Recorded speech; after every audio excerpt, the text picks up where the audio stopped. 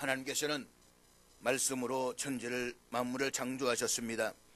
하나님께서 말씀하신 그대로 천지 만물은 다 만들어졌고 부족한 것이 전혀 없었습니다. 그리고 하나님께서는 일곱째 날에 안식하셨습니다. 그런데 하나님께서 안식하셨다라는 말은 여세 동안 천지를 창조하시면서 과중한 일을 하신 후에 피곤하셔서 쉬셨다는 뜻이 아니라고 했습니다.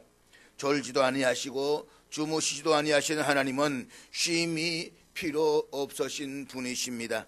따라서 하나님께서 안식일을 제정하신 것은 하나님 당신의 안식을 위함이 아니라 창조의 완성과 기쁨이며 우리에게 참된 안식을 주시려는 하나님의 은혜임을 알게 됩니다. 그런데 안사온 정인 하나님의 교회를 비롯한 일부 이단에서는 그리스도인들이 주일에 예배를 드리는 것은 틀렸다라고 말하면서 구약 성경의 율법에 따라서 토요일인 안식일에 예배를 드려야 한다라고 주장하고 있습니다. 안타까운 것은 교인들 가운데서도 예배를 일주일의 첫날인 주일에 드려야 하는지 아니면 이단들이 주장하듯이 구약의 율법에 따라서 일주일의 마지막 날인 토요일에 드려야 하는지 혼돈을 느끼는 사람이 있다는 것입니다. 본래 구약시대 유대인들이 지키던 안식일은 오늘날의 토요일이 맞습니다. 유대교에서는 지금도 토요일에 안식일을 지키고 있습니다.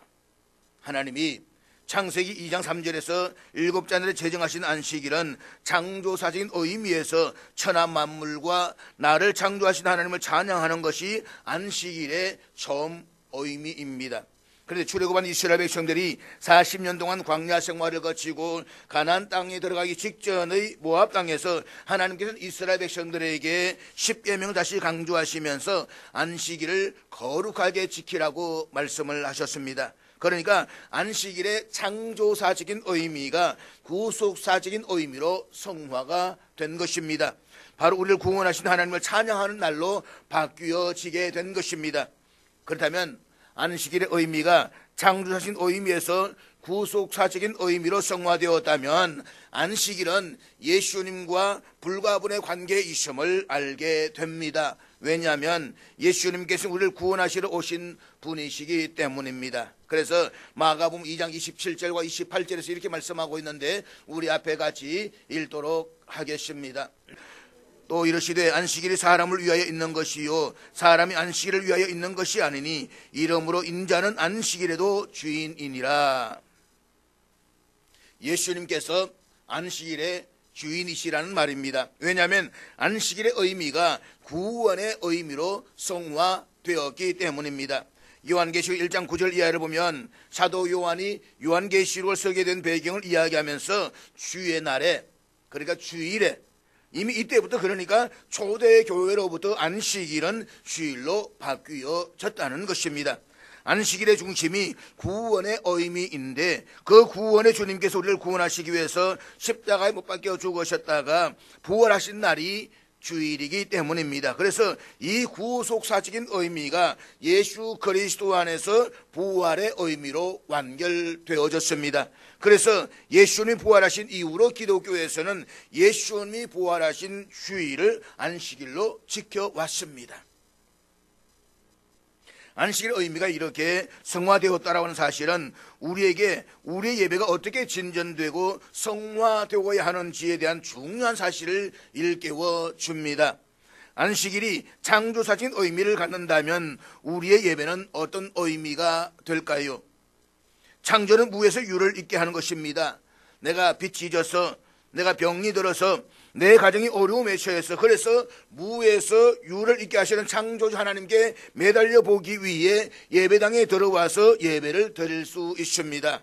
아마 대부분의 사람들은 하나님께 그런 동기로 예배를 드릴 것입니다. 그것은 아주 좋은 출발점입니다. 그것은 결코 나쁜 것이 아닙니다.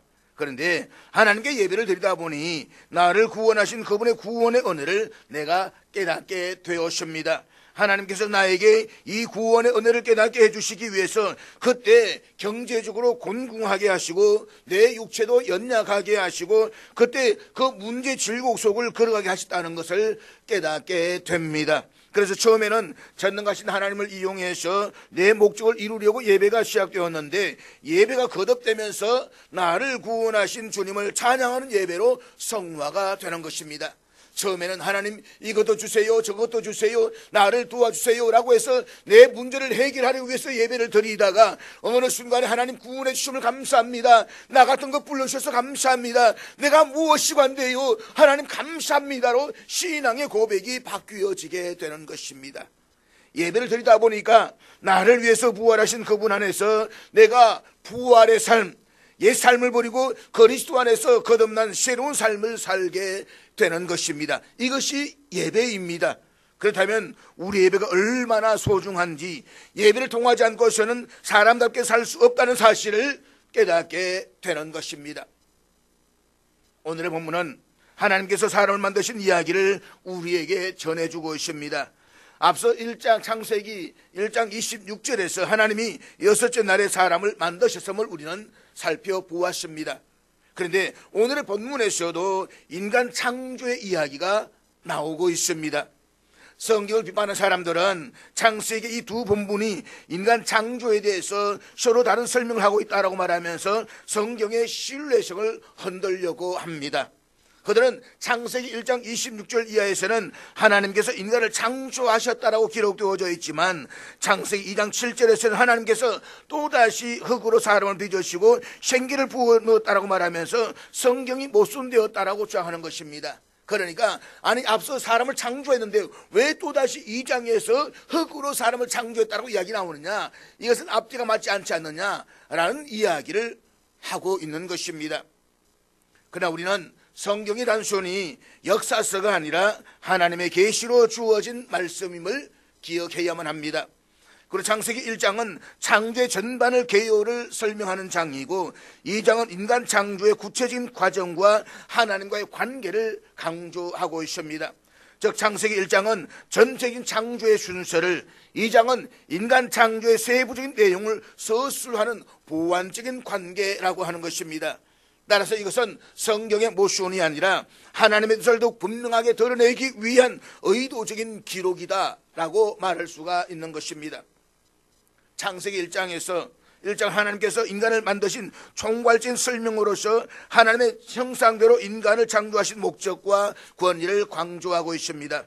여기서 하나님은 인간을 창조하실 때에 우리의 형상을 따라 우리의 모양대로라고 말씀하심으로써 인간이 단순한 생물학적 존재가 아니라 하나님의 성품과 지혜를 반영하는 특별한 존재임을 강조하고 있습니다. 즉 인간은 하나님과의 특별한 관계 속에서 존재하며 하나님의 도덕적 영적 소성을 방영하는 주체로서 다른 피조물들과는 구별되며 하나님이 창조하신 세계를 다스릴 권위를 부여받았다는 사실을 말씀해 주고 있는 것입니다. 반면에 오늘의 본문은 인간 창조의 구체적인 과정이 상세하게 기록되어져 있습니다. 하나님께서 흙으로 사람을 빚으시고 그의 코에 생기를 부어 넣으심으로써 인간이 생명이 되었습니다. 이는 인간의 육체적 연약함과 하나님의 은혜가 없이는 생명을 유지할 수 없음을 보여주고 있는 것입니다. 따라서 창세기 1장 26절과 본문인 창세기 2장 7절은 서로 보완하며 인간 창조의 목적과 과정, 그리고 인간이 하나님과 특별한 관계 속에서 살아가야 하는 존재임을 다각도로 보여주고 있는 것입니다. 그랬을 때에 본문 4절 말씀 우리 같이 보도록 하겠습니다. 이것이 천지가 창조될 때에 하늘과 땅의 내력이니 여호와 하나님이 땅과 하늘을 만드시던 날에, 본문에서 하나님께서 사람을 만드시는 이야기를 하면서 천지를 창조하신 그때부터 쭉 설명을 했는데 창세기 1장과는 달리 하나님에 대한 호칭이 달라지고 있는 것을 볼 수가 있습니다. 즉 창세기 1장에서는 태초에 하나님이라고 해서 하나님의 이름을 엘로힘이라고 부르고 있습니다. 2장 3절까지 계속 엘로힘이라는 하나님의 이름만이 사용되고 있습니다. 그런데 본문인 4절부터 하나님의 이름이 바뀌어집니다. 여호와 하나님입니다. 5절과 7절, 8절, 9절의 전부 여호와 하나님이라고 통용되고 있습니다. 성경에서는 하나님의 권위를 드러낼 때에 엘로힘이라는 하나님의 이름이 주로 사용되었습니다. 장엄하고 위대하고 높고 전능한 창조주 하나님을 가리킬 때에는 엘로힘 하나님을 사용했습니다. 그러니까 하나님의 전능하심과 파워, 권세, 힘을 강조할 때에 엘로힘이라고 씁니다. 그런데 인간과 언약을 맺으시고 그 언약을 통해서 인간을 구원하시는 구원의 하나님을 강조할 때는 반드시 여호와라는 이름이 사용되었습니다. 그래서 하나님이 사람을 구체적으로 만드시기 시작하시는 이야기를 할 때부터는 엘로힘이 아니라 여호와라는 이름이 동시에 등장하고 있는 것입니다. 사랑하는 여러분, 이것이 얼마나 중요한지를 우리는 기억해야만 합니다. 하나님께서 천지 만물을 창조하시고 이 세상 만물을 지으실 때는 엘로힘 하나님이시면 됩니다. 하나님의 전능하신 파워만 있으면 됩니다. 그러니까 우주를 창조하는 창조주로서의 권위가 필요한 창세기 1장에서는 엘로힘이라는 이름이 사용된 것은 너무나도 당연한 것입니다. 힘이 있는 하나님, 권능의 하나님, 이런 하나님이 힘이 되는 것입니다. 그런데 사람을 만드시고 나서도 하나님께서 당신의 파워만 강조하시는 엘로힘으로만 존재하신다면 어떻게 되겠습니까? 인간이 잘못하면 당신의 파워로 하루아침에 다 깨버리실 것이 아니겠습니까? 힘 있는 아버지, 강한 아버지만을 이야기한다면 아이가 말을 듣지 않으면 엄청나게 야단을 치고 훈계하지 않겠습니까? 너 그렇게 할래? 다리 부러버린다? 아마 그렇게 나오지 않겠습니까? 그래서 사람을 만드시기 시작하시면서부터는 당신의 언약을 통해서 인간을 구원하시는 여호와 하나님이라는 이름이 병기되고 있는 것입니다. 당신의 이름으로 보여주시는 것입니다. 다시 말하면 인간이 잘못하고 쓰러질 때에 인간을 구원해 주시는 하나님, 이런 사실을 우리에게 말씀해 주시는 것입니다. 좀 더 이야기하면 인간과의 관계를 맺고 사시는 하나님을 강조하기 위해서 하나님의 이름을 여호와 하나님으로 사용하신 것입니다. 사랑하는 여러분, 3400년 전에 모세가 창세기를 쓸 때에 이런 것을 알고 썼겠습니까? 하나님께서 모세로 하여금 당신의 영감으로 이 성경 말씀을 쓰게 하지 않았던들 어떻게 모세가 이런 용어의 차이를 알고 기록할 수가 있었겠습니까? 그래서 이런 히브리 한 단어가 갖고 있는 의미를 알고 창세기 1장부터 보면 창세기 1장부터 우리는 경의의 연속임을 깨달을 수가 있게 되는 것입니다. 여호와 하나님이 땅과 하늘을 만드시던 날에, 본문 5절 말씀입니다. 여호와 하나님이 땅에 비를 내리지 아니하셨고 땅을 갈 사람도 없었으므로 들에는 초목이 아직 없었고 밭에는 채소가 나지 아니하였으며, 하나님께서 천지를 다 지으시고 지금 사람을 만드시기 직전의 이야기입니다. 사람은 하나님께서 여섯째 날에 만드셨습니다. 그러니까 본문은 여섯째 날 직전의 이야기입니다. 땅을 갈 사람도 없었다. 그리고 하나님께서 사람을 창조하시기 직전에 들과 밭에는 초목도 없었고 채소도 없었다라고 했습니다. 그러면 좀 이상하지 않습니까? 앞서 창세기 1장 11절부터 13절에 의하면 하나님께서는 셋째 날에 땅으로 하여금 풀과 채소와 온갖 열매 맺는 나무를 내도록 명령하셨고 그대로 되었다라고 했습니다. 그런데 인간을 창조하시기 직전에 들과 밭에 초목이 있었고 초목도 없었고 채소도 없었다라고 이야기를 합니다. 그러면 이 말이 좀 서로 상반되지 않는가라는 질문을 할 수가 있을 것입니다. 그러나 그렇지 않습니다. 하나님께서 셋째 날에 땅으로 하여금 풀과 씨 있는 채소와 또 각기 종류의 씨 가진 열매 맺는 나무를 내라고 하실 때에 사용되고 있는 히브리어 아레처라는 단어는 일반적인 땅을 의미합니다. 그런데 오늘 본문 5절 하반절에서 우리말로 들과 밭이라고 번역되어 있는 히브리어는 모두가 4대로 기록되어져 있습니다. 그러니까 아레처와 4대, 이것이 인간이 반드시 만드시는 경작해야 하는 토지라는 의미에 에서의 4대라는 단어를 가지고 있는 것입니다. 그러니까 하나님께서 인간이 경작하지 않아도 되는 땅에는 온갖 풀과 초목이 나게 하셨는데, 인간이 경작하지 않아도 되는 그 땅이지만 인간이 경작해야 될 땅은 인간이 수고하고 애쓰도록 그대로 남겨두셨다라는 말씀인 것입니다.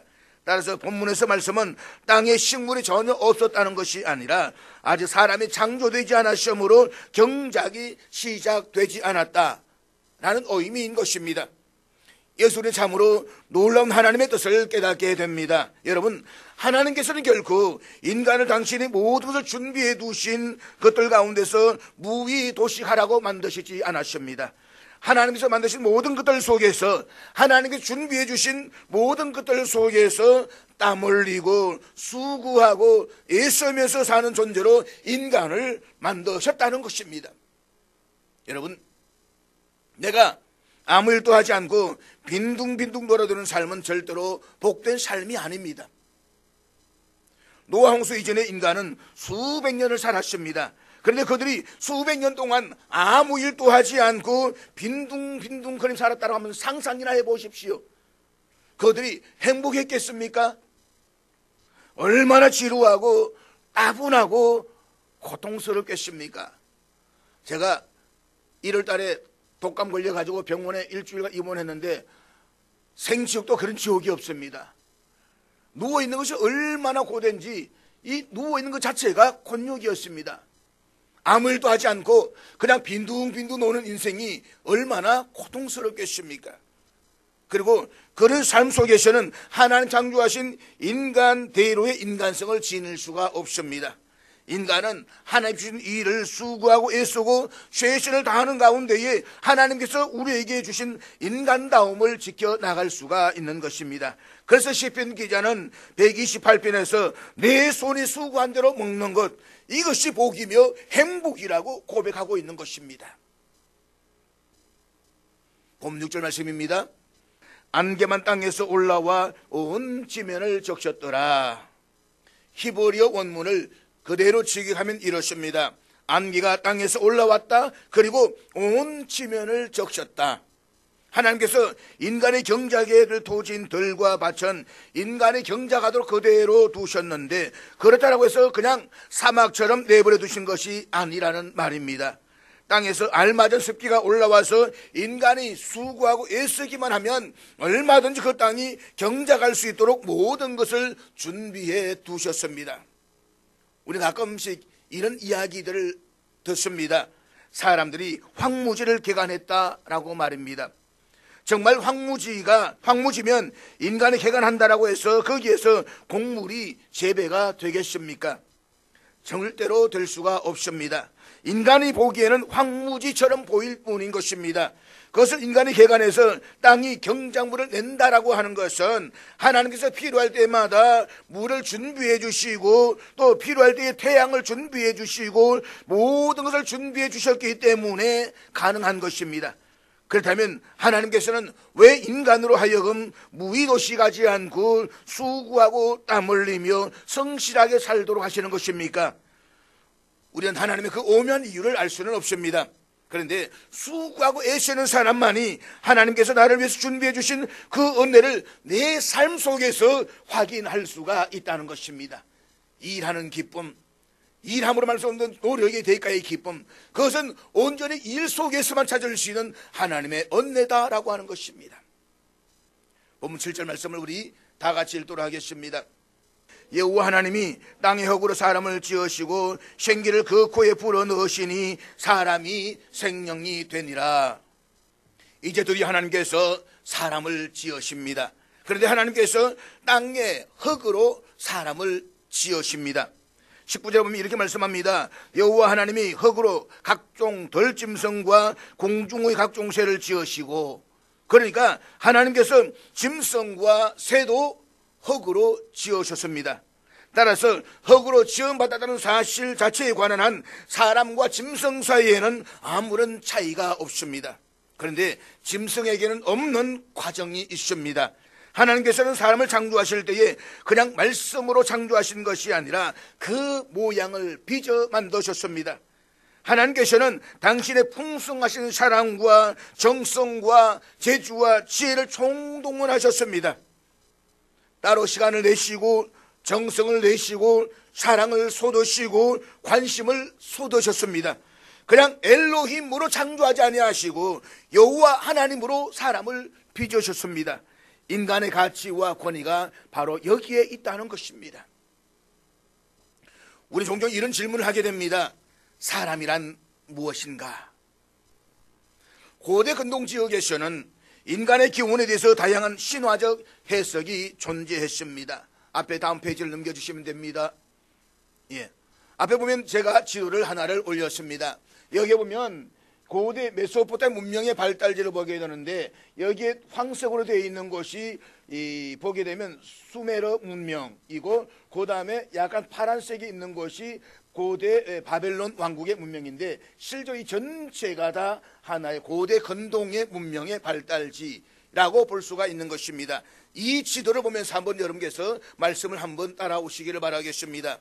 가령 바벨론 창조의 신화에는 인간의 신들의 노동을 대신하기 위해서 창조되어졌다라고 기록하고 있습니다.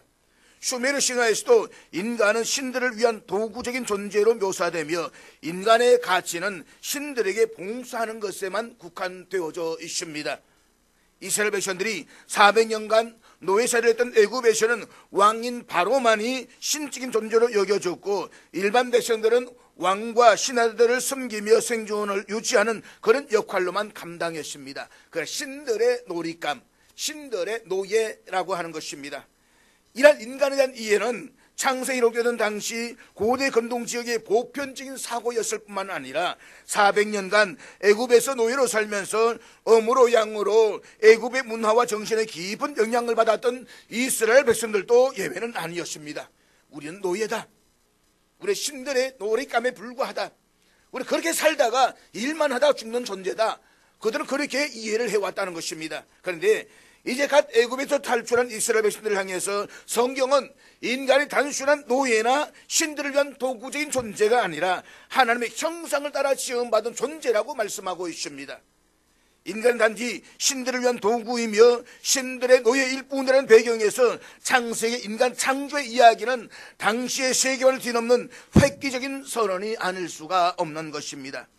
이것은 인간의 가치를 근본적으로 새롭게 정의하는 것이었으며 모든 사람이 하나님의 창조 목적 안에서 특별한 위치를 가지고 있음을 선언하고 있는 것입니다. 그것도 전 세계 전부 전체가 그런 이미지를 가지고 있습니다. 다시 말해서 인간 신의 노예일 뿐이며 아무것도 아니라는 존재 속에서 있던 그들은 사고방식 속에서 아니라 우리 인간은 하나님의 형상과 모양이 따라 창조된 존재이다. 존귀한 존재다라고 외쳤던 이 이스라엘은 점 한 점밖에 찍지 않으면 안 될 아주 작은 땅에 있는 위치입니다. 이 작은 이스라엘 백성들 그들에 의해 선포되는 것은 오늘 우리에게는 엄청난 도전을 주는 것입니다. 너무 쉽게 세속화되고 세속적인 문화에 끌려가고 세속적인 정신을 받아들입니다. 그렇지만 믿음의 사람들은 결코 아닙니다. 세상이 아무리 세속화되고 그렇게 간다라고 해도 우리는 성경 말씀을 붙잡고 말씀화된 인간으로 살아가야 된다라고 하는 것입니다.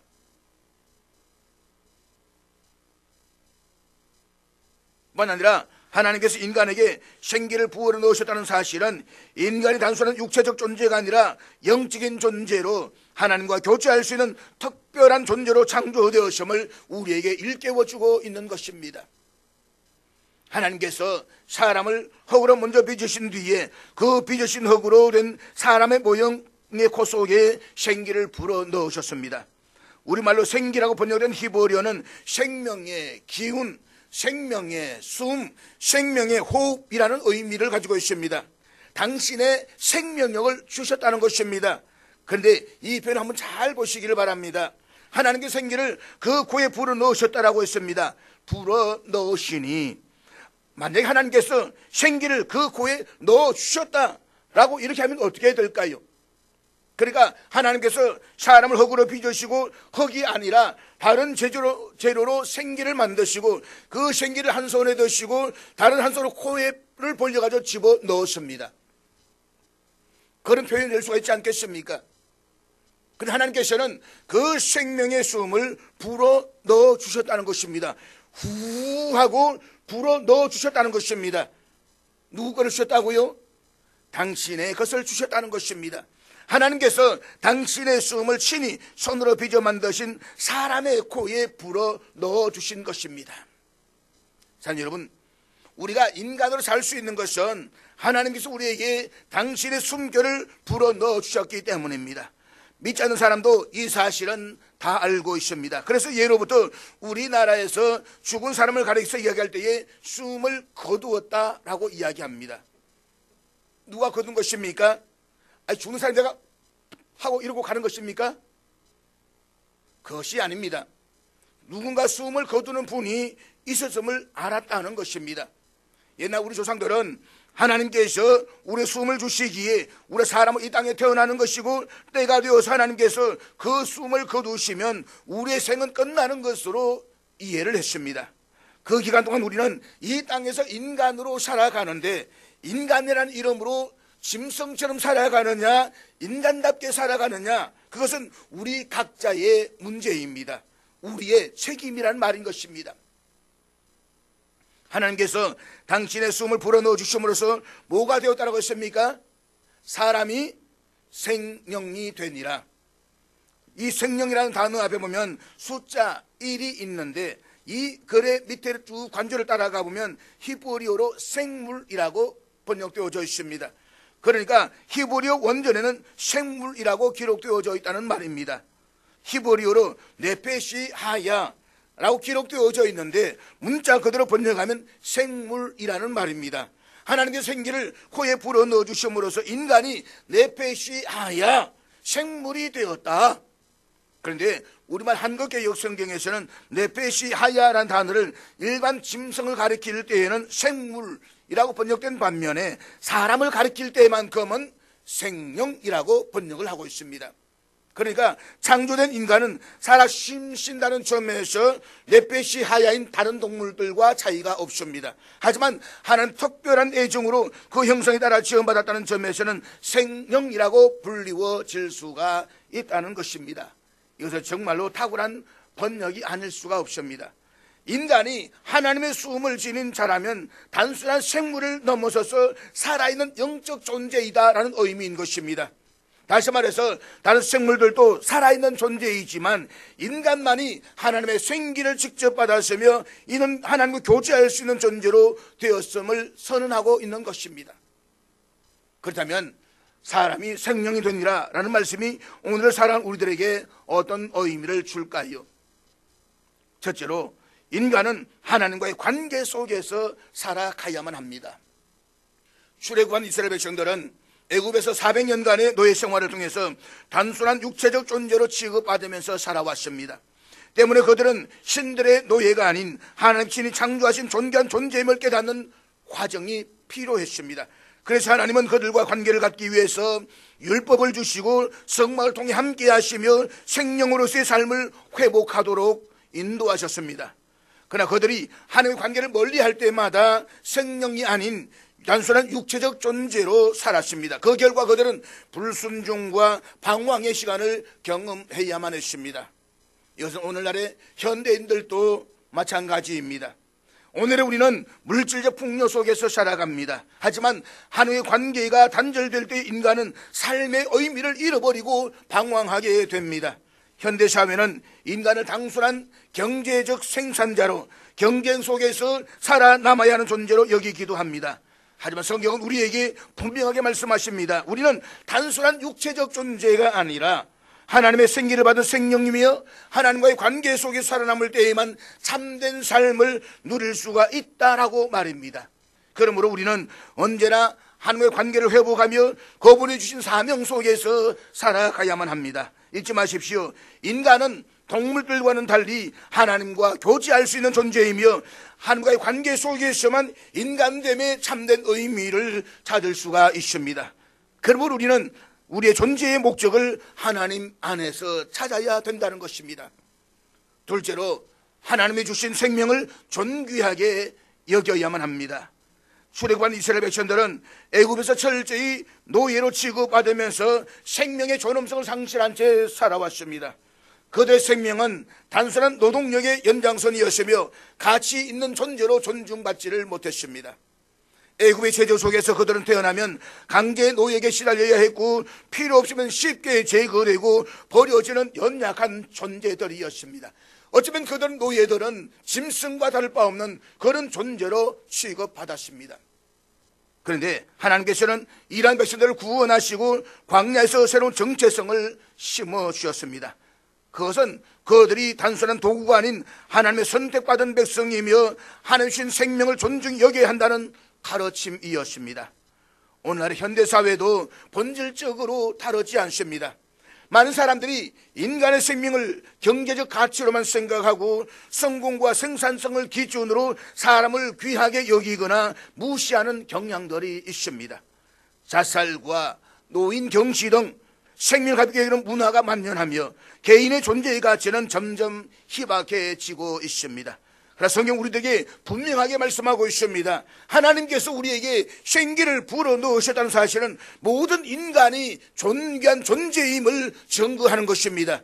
생명은 하나님 주권 아래에 있으며 우리는 이것을 경외하며 소중히 여겨야 한다는 것입니다. 내 생명만 아니라 다른 사람의 생명도 소중하다는 것입니다. 사랑하는 여러분, 사람들이 언제 불행한가를 한번 생각해 보십시오. 사람이 언제 불행을 느끼게 되는 것입니까? 그것은 자기의 가치가 떨어질 때입니다. 인간의 가치가 저하될 때에 그때 인간은 불행해집니다. 그러므로 인간은 여호와 하나님께서 관심과 따뜻한 사랑과 특별히 창조한 존귀한 존재라는 가치를 회복시켜야만 합니다. 인간은 자기의 가치를 발견할 때에 보다 의미 있는 삶을 살아갈 수가 있습니다. 그리고 자기 가치를 아는 사람만이 남의 가치를 인정해 줄 수가 있습니다. 자기의 가치를 모르는 사람은 남의 가치도 인정하지 않습니다. 교회에서 문제를 일으키는 사람들을 관찰해보고 대화를 해보면 대체로 어릴 때 매맞고 멸시받으면서 자란 사람들입니다. 수모를 받으며 고통에 헤매던 사람들이 결국 예수 믿고 나서도 어른이 되어서도 여전히 문제를 일으킨다는 것입니다. 다른 사람을 잘 비난하고 무시합니다. 그러나 어릴 때에 가치 있게 키워놓은 아이들은 자라서도 다른 사람들을 무시하거나 비난하지 않습니다. 그 다음에 우리는 어떻게 생명을 존귀하게 여기는 삶을 살아갈 수가 있을까요? 첫째, 모든 사람을 하나님의 형상대로 창조된 존재임을 바라보아야만 합니다. 사람을 외모나 재력, 사회적 지위로 평가하는 것이 아니라 하나님께서 사랑하시는 존재로 서로를 존중해야만 하는 것입니다. 둘째로 생명을 경시하는 문화를 거부하고 생명을 보호하는 가치관을 확립해 나가야만 합니다. 생명 윤리를 무너뜨리는 행위들을 결코 용납해서는 안 됩니다. 셋째로 사랑과 나눔을 실천하는 삶을 살아야만 합니다. 약한 자를 보호하고 생명 존중하는 문화를 형성하는 데에 앞장서야만 합니다. 잊지 마십시오.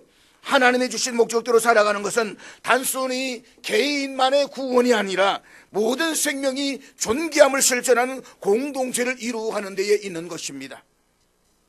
오늘 인간 사회는 너무도 사람을 무시합니다. 사람 위에 사람 없고 사람 아래에 사람이 없다는데도 말입니다. 그러므로 우리는 우리 믿는 사람이 해야 할 가장 중요한 일 가운데 하나는 인간의 가치와 인간의 생명의 권위를 회복하는 것입니다. 한 사람의 인간을 위해서 하나님의 아들이 자기 목숨을 버리기까지 하시지 않았습니까? 그만한 가치가 있는 존재들인데 이 인간의 가치는 반드시 회복되어져야만 합니다.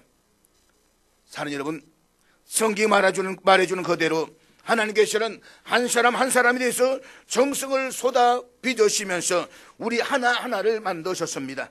세상에서 방황하며 헤매는 사람들도 우리와 똑같은 사람들입니다.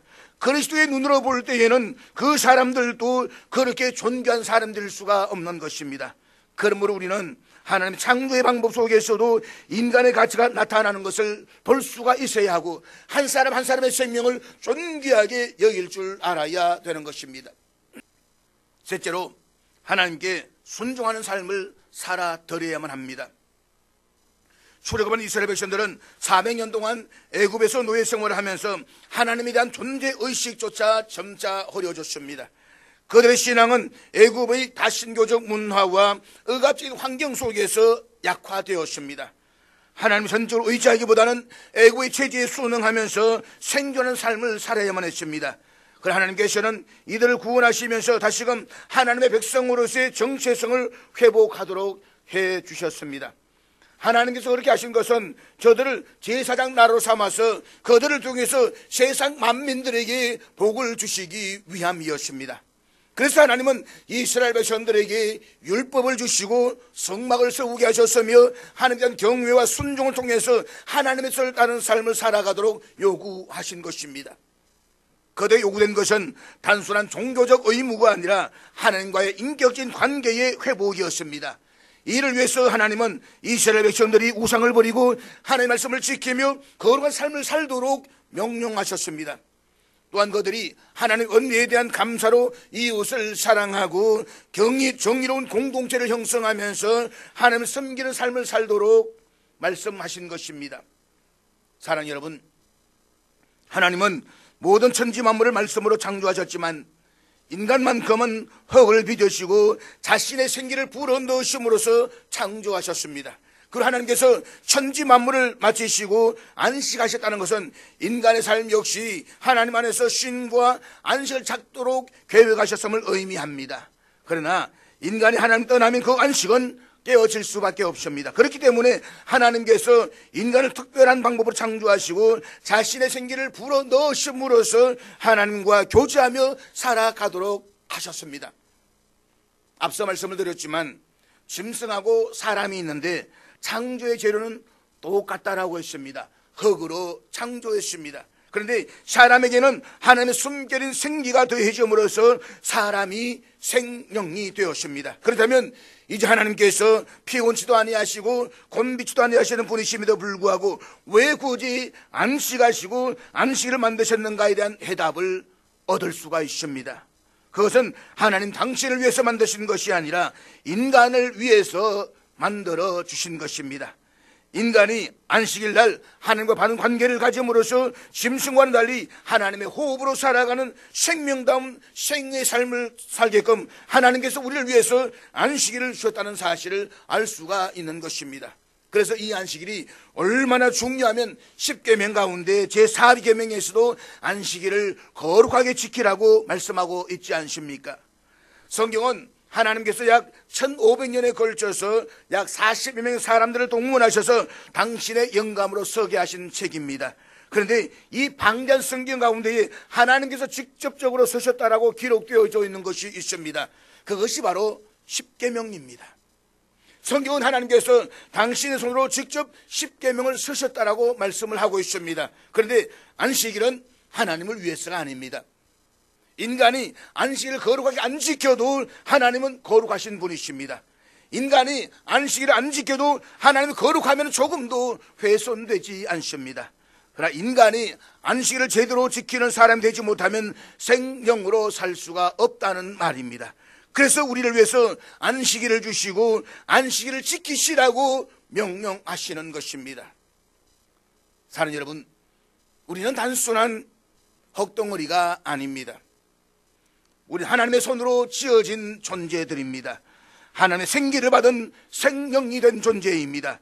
이상 어떤 피조물도 하나님의 생기를 직접 받은 존재는 없습니다. 이는 우리가 하나님을 떠나서는 참된 생명을 누릴 수 없다는 사실을 깨닫게 됩니다. 아담과 하와가 범죄했을 때에 그들은 하나님과의 교제를 잃어버렸고 결국 죽음을 맞이하게 되었습니다. 그렇다면 이 시간 우리의 삶을 돌아보십시다. 우리는 하나님의 생기를 받은 자답게 살아가고 있습니까? 하나님과의 교제 속에서 참된 생명을 누리고 있습니까? 만약 그렇지 않으면 이 시간 하나님 앞에 진실된 마음으로 다시 나아가십시오. 그리고 하나님과의 친밀한 교제를 다시 회복하십시오. 하나님 단순히 우리 창조주가 아니라 우리 날마다 동행해야 할 분이십니다. 우리 참된 생명은 하나님께 있고 그분과의 관계 속에서만 완전해질 수가 있습니다. 그러므로 하나님께서 우리를 생명으로 창조하셨듯이 오늘도 그분의 생기로 충만한 삶을 살아가십시다. 그리하여서 우리의 삶이 하나님께 영광이 되고 이웃들에게 사랑과 희망을 전하는 복된 통로가 다 되시기를 주의 이름으로 축복합니다.